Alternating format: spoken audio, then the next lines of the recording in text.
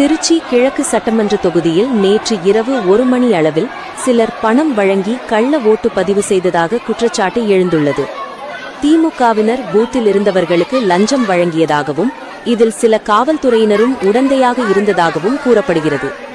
இந்த நிகழ்வை எதிர்த்து டிவிகே நிர்வாகிகள் எதிர்ப்பு தெரிவித்தபோது அவர்களை வெளியே செல்லுங்கள் என கூறி போலீசார் தள்ளி வெளியேற்றியதாக தகவல்கள் வெளியாகியுள்ளன.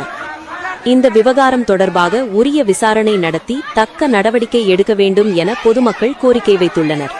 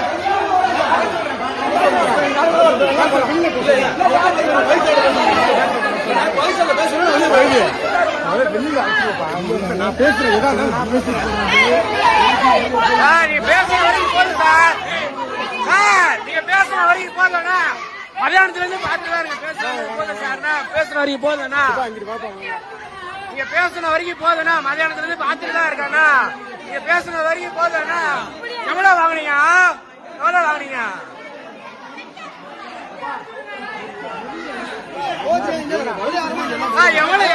அனுப்புற பத்தி எத்தனை மணி